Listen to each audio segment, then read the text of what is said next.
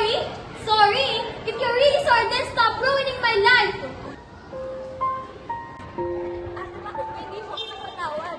Ate, ano ba naging malaking kasalanan ko sa'yo? Kasi nabuhay ka! Nabuhay ka at lahat ng pagmamahal ni Mama napunta na sa'yo! Yan ka na naman sa sorry mo eh! Gosh, for once, why won't you stop ruining my life? Palagi na lang ikaw ang tama at ako ang mali. You need to wake up. You need to know na hindi lang ikaw ang importante sa buhay nila, Mama. Hindi totoo yan. Mahal na mahal ka ni Mami. Hindi! Ikaw dalawang nanay may nagmamahal sa'yo. Bakit napakadali na lang ng lahat sa'yo? Akala mo ba madali yun? Naiwan yung nakasanayan kong pamilya? Kasi maging sinuwana at makisabay ako sa mga buhay ninyo? At anong kapalit nun, ate? Lahat ng pananakit at panginsulto mo sa akin? Ate, hindi yun madali. Jessica, tama na yan. Magkakagsalita ng ganyan ng kapatid mo. Ano ma, kakampihan mo na naman siya. Wala akong kinakampihan sa inyo. Ang gusto ko lang ay magkaayos kayo. Ha? Magkaayos? Eh halata naman na siya yung kinakampihan mo palagi. Oo, may pagkakamali ako, pero intindihin mo rin yung kapatid mo. Isipin mo rin yung pagkukulang mo. Wow! Nagsalita yung magaling. Eh una pa lang naman, simula na nawala si Joanna, alam nating dalawa kung sino yung may pagkukulang dito.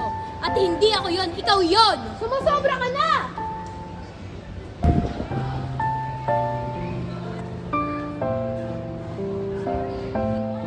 Nak, sorry, ate! Ma, aalis na po muna ako. Ayoko na masaktan ko pa kayo ni Joanna. Makita ko pa rin sa saya ko. At sana mapatawag mo na rin sa Ma, alis po ba talaga si ate?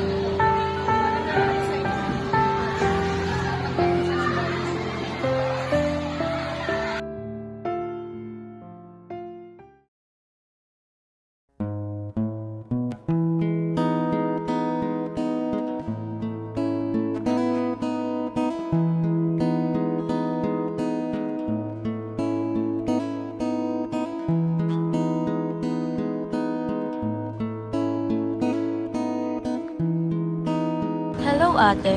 I just wanted to say sorry. Sorry sa lahat ng nagawa ko sa'yo. Hindi ko sinasadyang masaktan ka. Ate Jessica, please give me a chance. A chance na magbago. A chance na itama ang mga pagkakamali ko. At maging mabuting kapatid. I hope we can heal our bond and go back to the times when we were happy. I will cherish you forever. I love you, ate, till my last breath.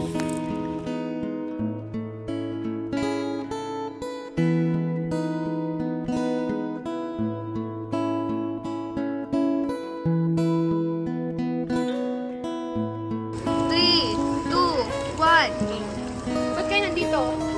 Okay.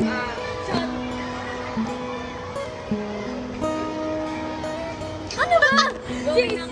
Sa'yo ka! I hope we can Uy! Ana? Magsalita!